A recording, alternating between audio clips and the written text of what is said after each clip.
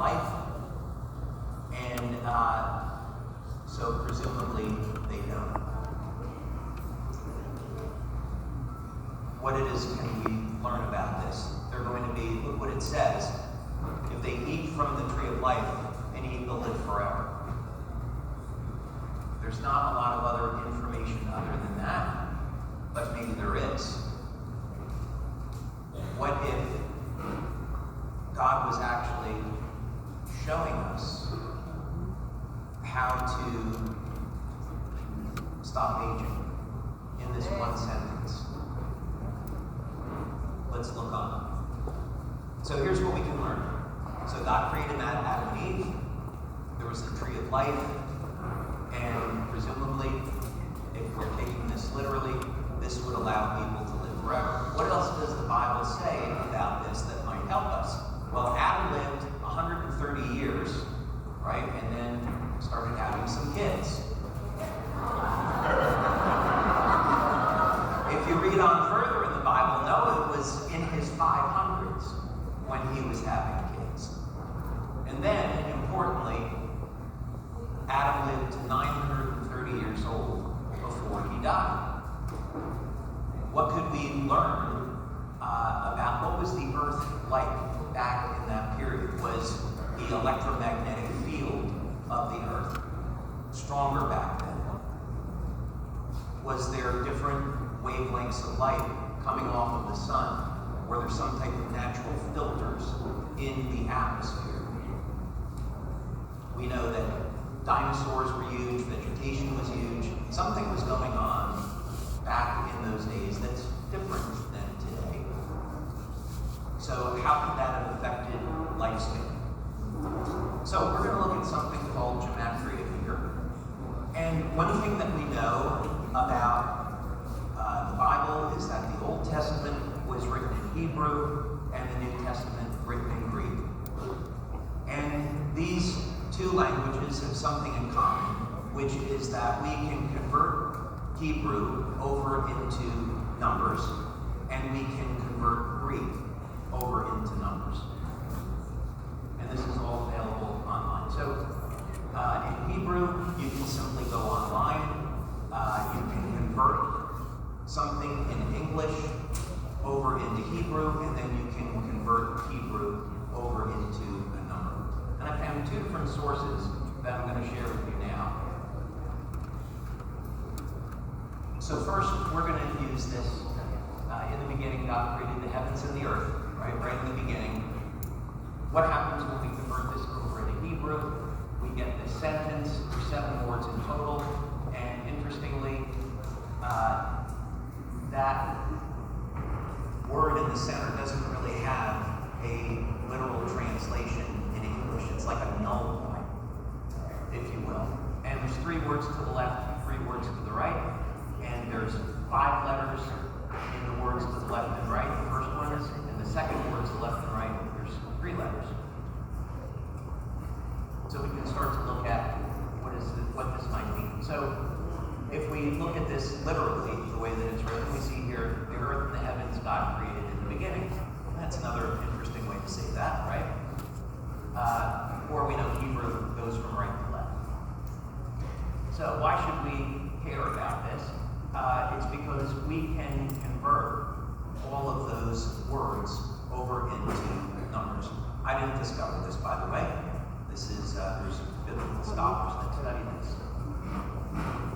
Okay, so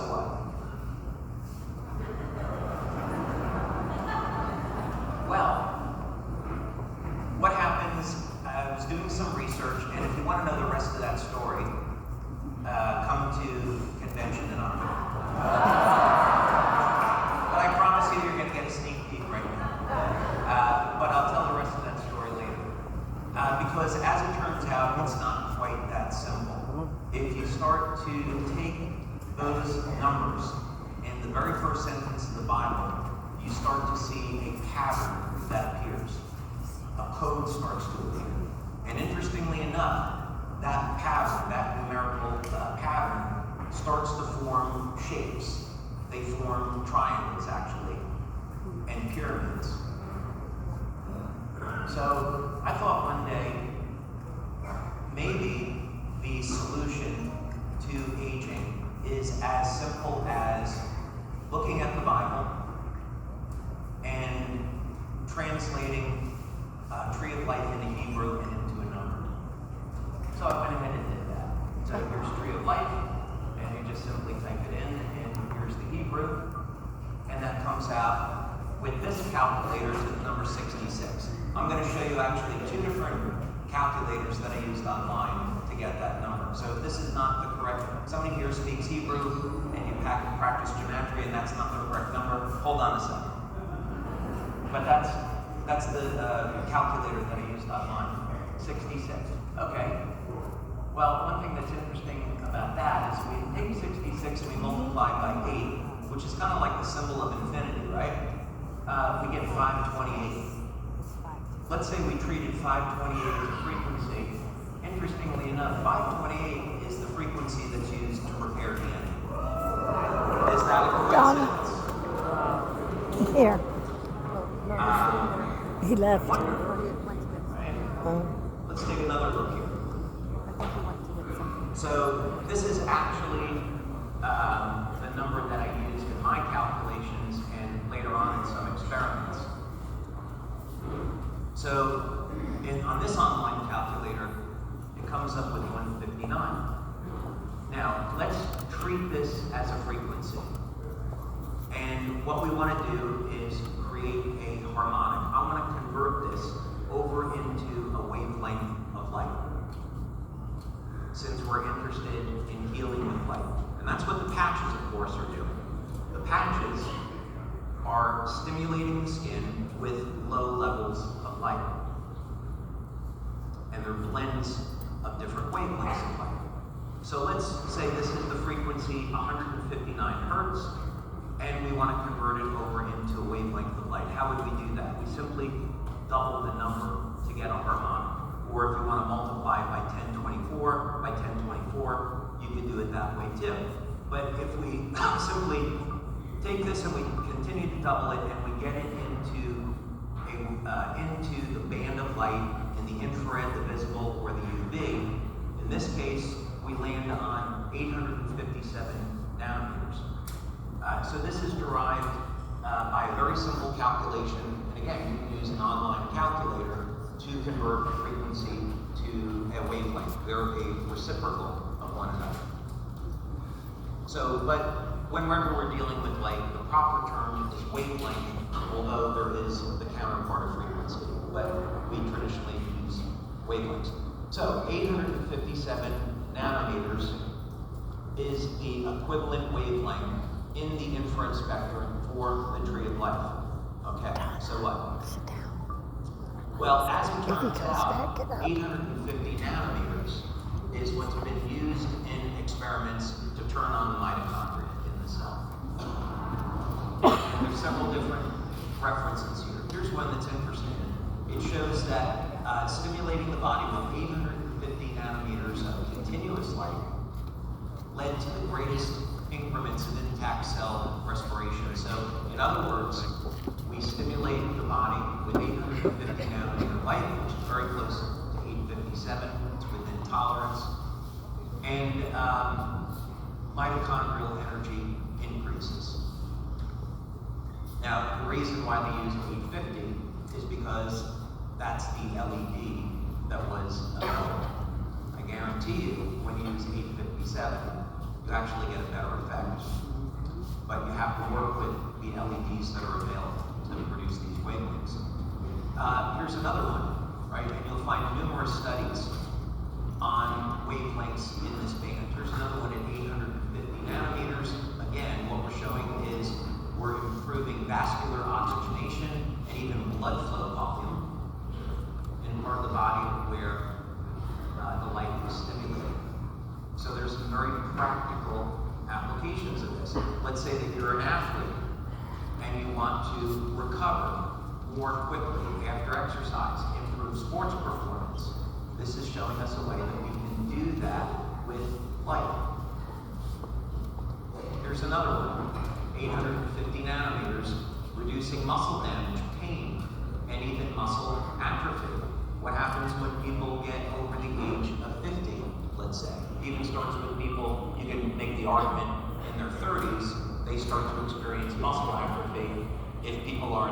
exercising, but it's really noticeable when people get to about age 70. If you're not exercising and doing resistance training, there are dramatic decreases in bone density and in overall muscle volume, right? So it's very, very important that through our lifetime, we do some type of resistance training to support our bone density, support our strength and stamina, and of course our overall health. But remarkably, we see that light at 850 nanometers can support this natural process. So is that a coincidence? Well, I did some interesting experiments here. And if you want to learn more, come to the convention in October. I did some interesting experiments here with this wavelength of light and some others. And I actually got a patent. It was one of the quickest patents that I ever got, by the way. So we're forging into territory here that other people haven't seen before. And we're showing some very, very interesting things. But it turns out, if you take one of the Bible codes that I found, and you use 857 nanometer light with this code, it creates an energy vortex in water.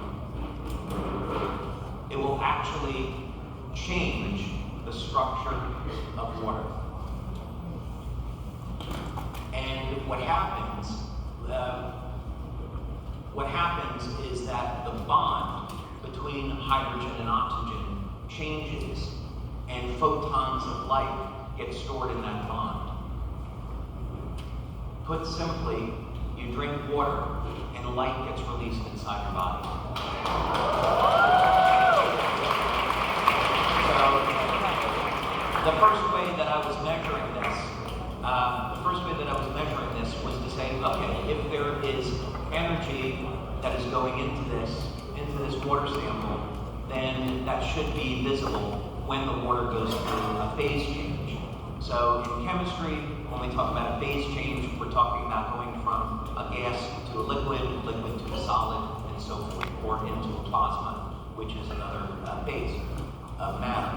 But in this particular case, very simple experiment. You take water and you put it through this process, and back then, if the machine starts at this end, it was on a table about this long. That was the first piece of equipment that I was using for this.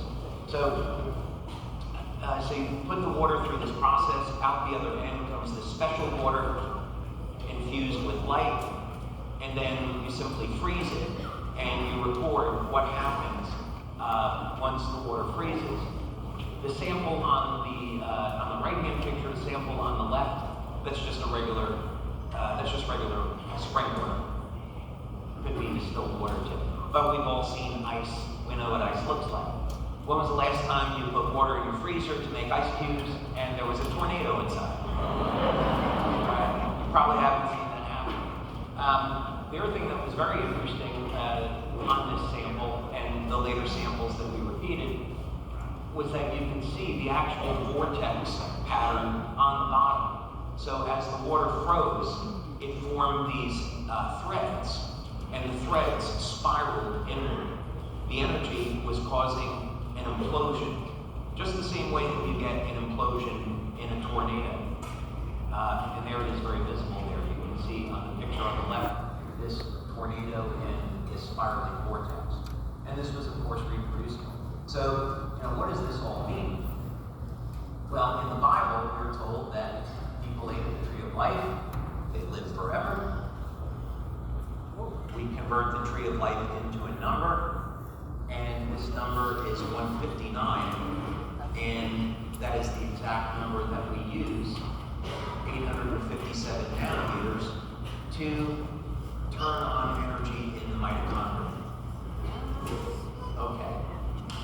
So, then we say, okay, why is this important? We've seen that turning on energy in the mitochondria is good for building muscle, it's good for recovery, it helps with oxygenation. What does that have to do with aging, which is the question that we're starting with?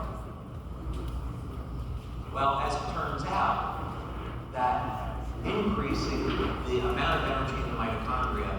is exactly what leads to more youthful cells.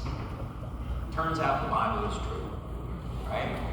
There is messages in the Bible that we can learn from. So this is why it's important to study the Bible. It's important to pray. Yes. It's important to study nature and look for these clues because it's all around.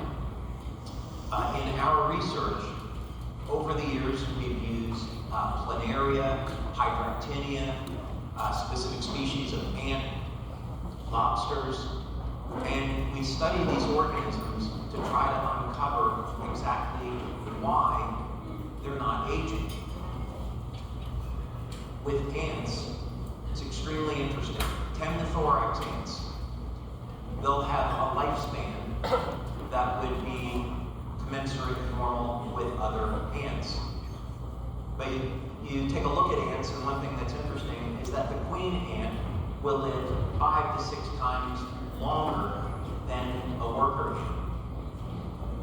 That can't be an accident. Genetically, they're nearly identical. So what is it about that gives the queen such a longer lifespan? We see it in bees. The queen bee will live to be 50 to 60 times longer than a worker bee.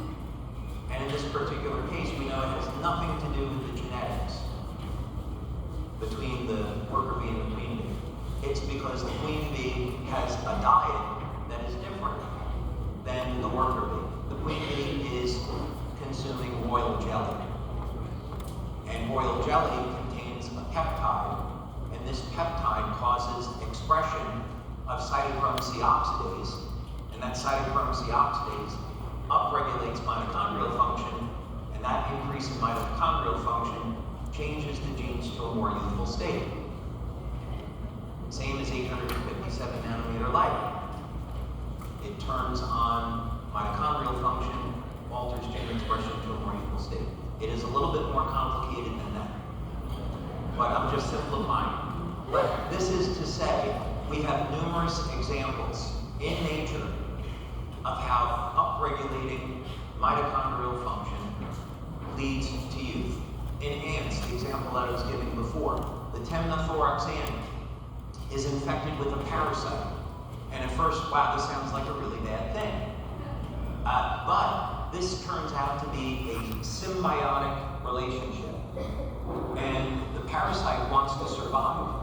So the parasite induces chemical changes in the gut of this ant, and it leads to increased expression of cytochrome C oxidase in the ant, which upregulates energy production in their cells, and that flips their genes to a more youthful state.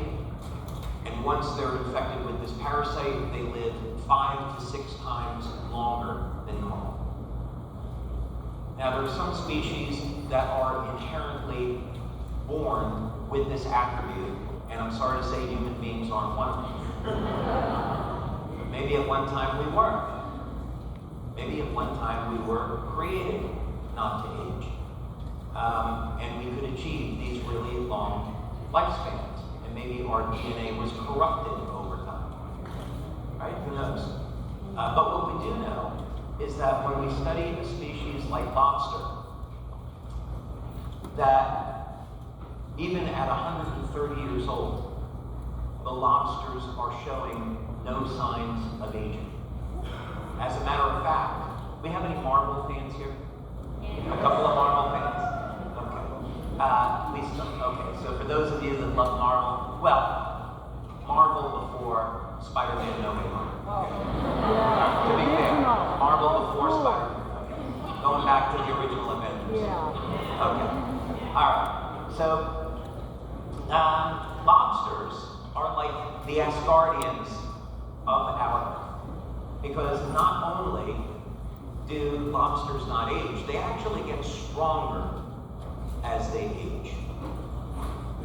And what we see, let's say we'll take mollusks, for example. There's some mollusks that live to be over 500 years old. And what you find is that they haven't experienced any type of oxidative or inflammatory stress. They have perfect control over that process. The glass sea sponge. This is a really interesting example because we wonder for human beings, what is the upper potential for lifespan? Now, some of us may not want to live that long, hundreds of years. Some of us might want to. But what might be the upper limit in biology? Well, one of the things we know is that the glass sea sponge has a lifespan of around 15,000 years.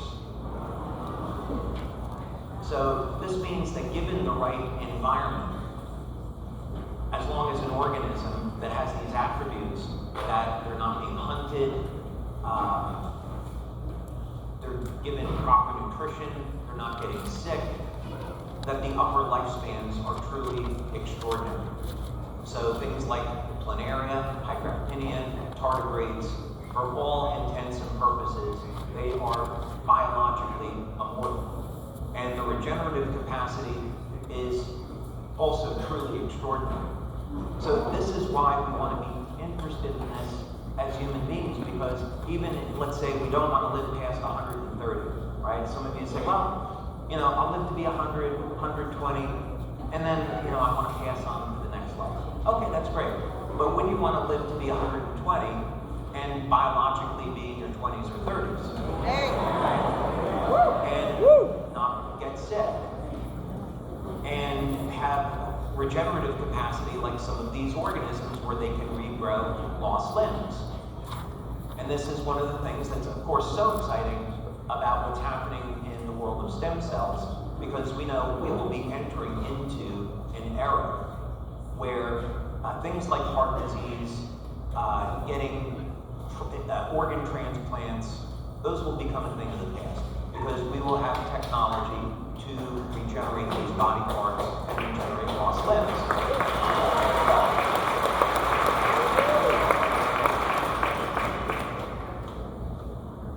So this is important to look at this because the Bible, as it turns out, is an important source of truth, and nature is a very important source of truth.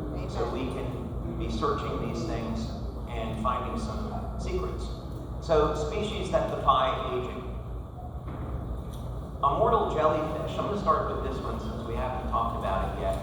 There's one researcher in the world in Japan that studies the immortal jellyfish. As it turns out, they're very difficult to cultivate in a laboratory environment. Requires a tremendous amount of care and attention, and not everybody can do it. But the immortal jellyfish, there is debate about this in the scientific community of exactly what happens. But essentially, as the jellyfish ages and it gets towards what we would consider the end of its life, it will go into basically fold in on itself and go into a chrysalis stage like a caterpillar. And it sinks to the bottom of the ocean floor and then later reemerges as a young jellyfish. What? So it kind of has the best of both worlds, right? It's born, it ages, it gets to go through all those phases of life and says, all right, now I'm going to start over, right? I'm going to be a kid again. And that's what happens. So, but there is some debate, the debate in the biological community is it the same jellyfish, right? So if it was a human being, would it have the same soul, the same consciousness and memories? So people aren't really sure. Hyperactinia this is a species we use over at the Regenerative Medicine Institute in Ireland. So Lifewave is very fortunate to get funded by Scientific Foundation Ireland. I went and I made a presentation to Dr. Tim O'Brien, who's one of the leading stem cell scientists at NUIG, and I had proposed to him to study a technology that I had invented and we developed in our labs for activating stem cells and mobilizing stem cells in the body instead of having to use injections. So one of the things that we wanted to do was study hyperactinia.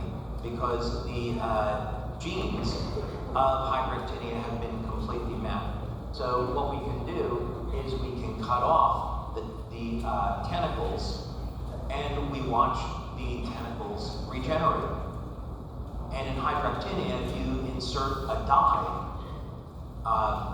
into the root, and you can watch the stem cells migrate up to the injury site. So effectively, what we were able to do was use our pulsed electromagnetic field therapy to treat the hyperactinia, and then watch the stem cells go more quickly over to the injury site. The planaria is something that we use for many, many years in our labs in looking at regeneration. You cut the tail off of the planaria, and in about 17 days, you will regrow another tail. So we should be interested in this. Now, planaria, about 20-25% of their body are stem cells. So it's very different than a human being. And of course, the cells are not as specialized as they are in planaria, as they would be in a human being. But regardless, planarias are effectively immortal. They have remarkable regenerative capabilities, and they don't age. So that's why we were studying them. And again, what we found out was that with energy, and in this case electromagnetic energy, if we produced a biologically harmonious field, what we would be able to do is cause the planaria to heal more quickly. So if you cut the planaria's tail off, and in nature it will regrow another one in about 15 to 17 days or so. With our device, we first got it to regenerate in 8 days, which was better than any other stem cell lab in the country or in the world. But eventually we got it to under 24 hours. And I will partially thank Nikola Tesla for that, since I borrowed some of his principles. But we ended up getting well over 70 patents globally on this technology. And basically, what we began to find is that some of the biological speed limits on protein synthesis could be overcome by constructing fields around an organism that were in harmony with nature. And presumably, if you put these fields, let's say, around living organisms, they may not age. It's just not at the place where it's practical. And then tardigrades, like some of them, they're really remarkable. Tardigrades have been taken into space and dehydrated, and they still survive. And they're, again, biologically immortal. They're really incredible, and people are learning quite a bit about how exactly they're doing this. So, okay, so we've talked a lot about some theory, a little bit of practice. Let's talk about some things that you could implement today to upregulate the amount of energy in your mitochondria, other than Lifewave patches, which I promise we'll get to. I haven't forgotten about that. I know you want to hear a little bit about that. But let's take a look at some things, and I'll use my right, while it still exists in the United States, for freedom of speech, and I will tell you about things.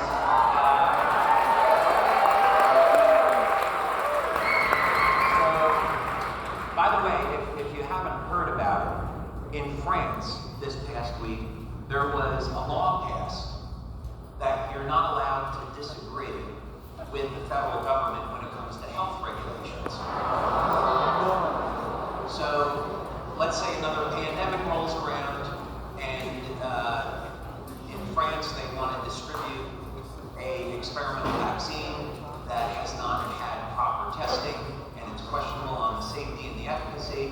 If you're a doctor in France and you say, well, wait a minute, I don't know if this vaccine is safe, I don't want to give it to my patients, you can go to jail for 3 years now. That's the law in France. So we need to be very concerned about these things, and we do not want that to come past France, and hopefully that'll get reversed. But it's very, very dangerous what's going on in our world today when it comes to speaking the So let's talk about a few of these things here. So Bruce Ames has over 500 papers, and he's a professor emeritus. Let's take a look at some of the work that he's done on aging and mitochondria.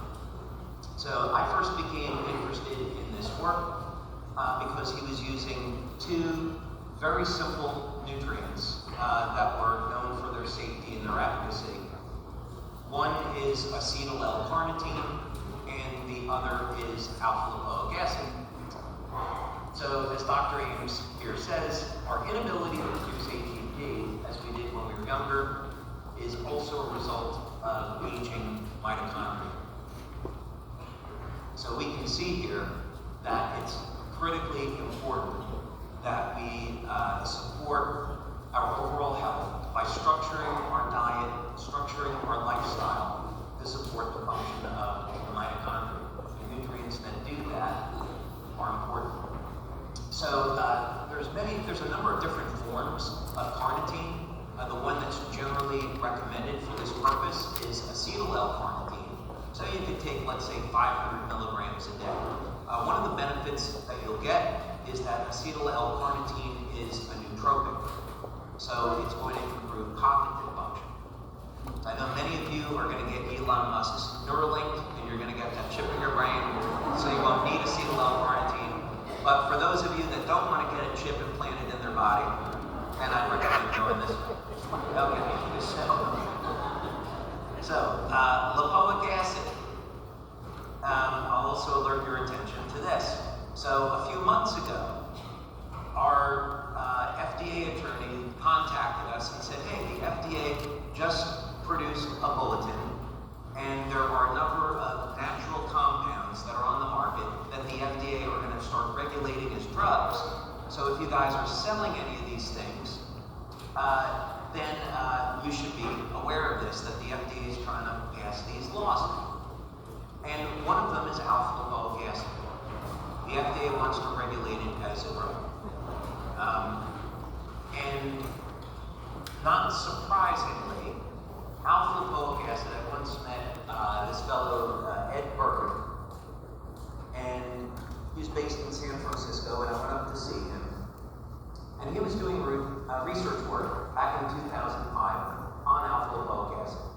And he had created a timed-release lipoic acid, so it would stay in your blood longer. And he was giving, in a clinical study that he was doing, he was giving people 300 milligrams of timed-release lipoic acid 4 times a day. And what he found with type 1 diabetics is that they would reduce their amount of insulin they needed by over 65%. For people that were type 2 diabetics, it could get their blood sugar normalized. Not only that, but people lose body fat when they get their blood sugar under control. We understand those mechanisms, right? When we are fasting, we're increasing our growth hormone levels, we're increasing our testosterone. When we're eating, that's when we're going to be releasing insulin. And what is our body designed to do? Our body is designed to store calories as fat for when there is a shortage of food. So we can bypass that insulin spike with a number of natural nutrients. And lipoic acid, in fact, does that. It will move sugar through the body and bypass the insulin spikes. So as a consequence, people don't store as much body fat, and over time, they lose weight. So apparently the FDA doesn't like that. Another natural ingredient, by the way, that was on that list was aloe vera. So the FDA wants to regulate aloe vera now as a drug.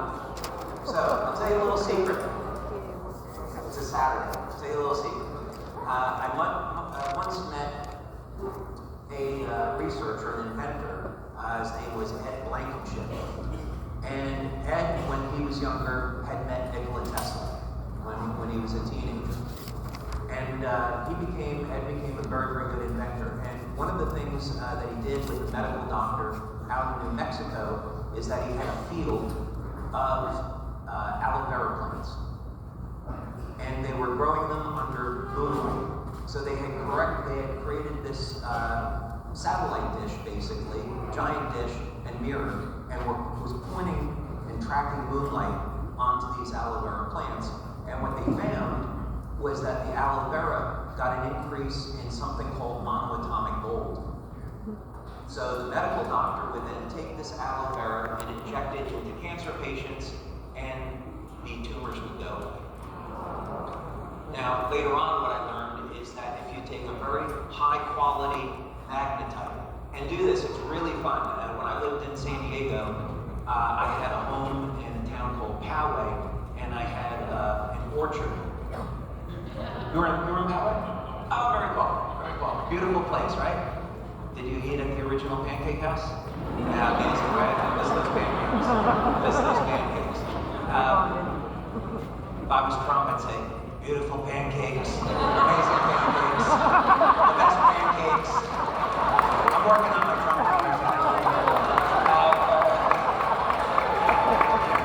But anyway, so I had this orchard with like 40 trees, and there was a pomegranate tree, and it would only grow like 2 pomegranates. So we were experimenting with magnetite, and I put the magnetite around this tree, and the next season, this tree had 60 pomegranates. So later on, what we found in our work is that if you put magnetite, which is this naturally occurring mineral, how many of you have been out to Sedona? Okay, oh, awesome. Okay, the red rocks, loaded with magnetite. And magnetite is a paramagnetic material, so it's going to reflect and intensify the natural electromagnetic field. So that's one of the reasons, among many, why Sedona is such an interesting place. But in any case, it turns out when you take a very high quality magnetite and you put it into the soil, it causes those fruits to attract in monoatomic gold. And monoatomic gold has, when it's made properly, has healing properties. So anyway, that's the story behind aloe vera. But back to the show. Okay.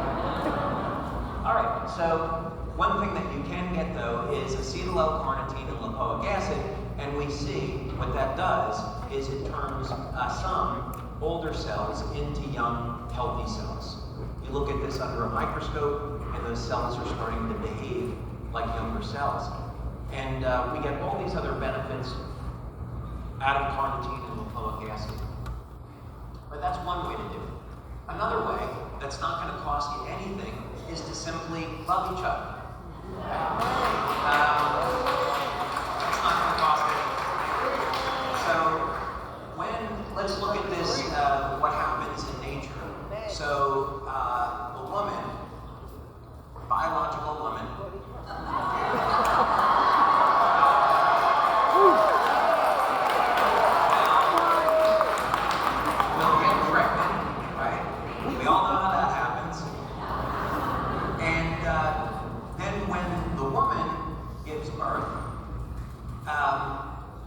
there is a release of oxytocin.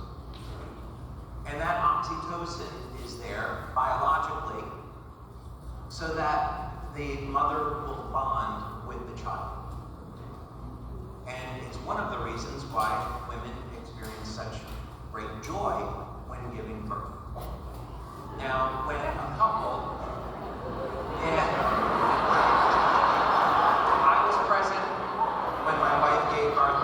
It doesn't seem that way, but I know. God bless you all.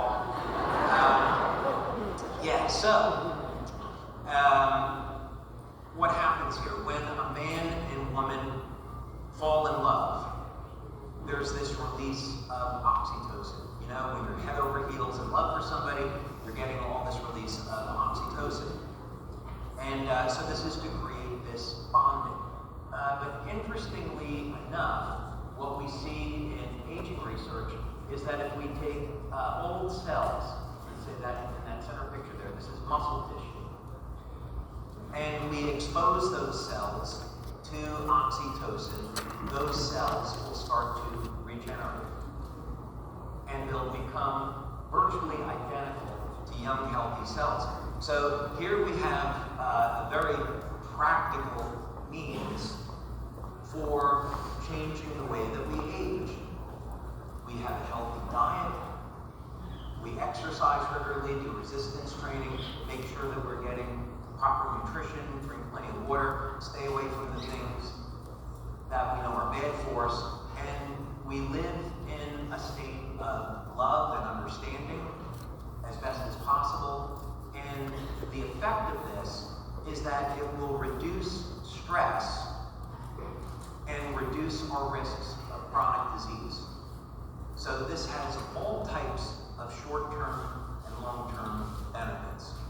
And I realize this is very difficult to do today because when we think about the world around us with the media, the news is basically structured to make us angry or make us afraid, right? You can't watch the news without feeling angry or afraid or concerned or whatever. So this is a wonderful tool the government has for dividing us and keeping us safe.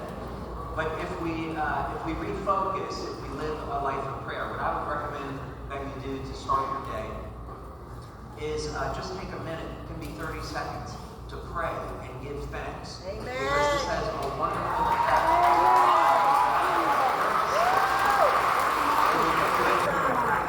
We get into a state of gratitude, a state of feeling love, and this has enormous health benefits, other than the other practical examples. Okay, so here's another nutrient that I would recommend that you all take, and that's beta-alanine. And beta-alanine leads to increases in carnosine. And I first became interested in this around 2005, 2006, when I saw this picture. And I decided then I'm going to create a patch to elevate carnosine. So carnosine is a very simple dipeptide. It's made of the amino acids alanine and histidine. But the reason why you take beta-alanine is that converts over into the peptide instead of being used to make proteins. So in other words, you take beta-alanine supplementation, and now you're going to get increases in carnosine and increases in AHACU. And carnosine is not as ubiquitous as something like glutathione. We find carnosine in the brain, in the heart, in the muscle tissue. It's used in tears, by the way. And so if any of you are suffering with, let's say, cataracts or glaucoma, there are carnosine drops which can be used for those health disorders. And they're prescribed in Europe that way.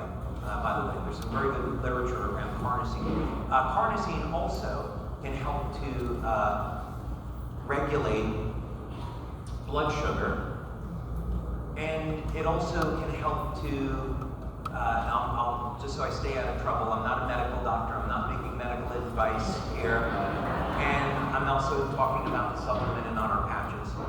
Our patches are general wellness products, and everybody knows that general wellness products just make you feel good, and they do nothing else. Okay, so now that I've covered that, so carnosine, what's so interesting about it is that not only does it increase lifespan in mammals by about 30 to 40%, but it also keeps those mice and rats that are in that experiment, they keep them younger longer. So the animals actually don't age until the very end of their lives. So the reason to supplement with beta-alanine is first, it's very inexpensive. The benefits are enormous.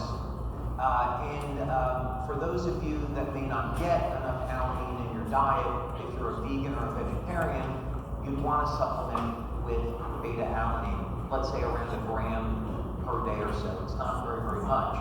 And we saw back in the study in around 2010 that we did with Dr. Tom Budzinski, that even people that were over the age of 60, that if they used our carnosine patch, within 30 days, they could reclaim their cognition. Their brain worked faster, their memory improved, the speed of processing in the brain improved. So the benefits of carnosine are really enormous. It's really underrated. So I recommend you take a beta-alanine supplement to support your levels of farnesene and AHK in the body. Okay.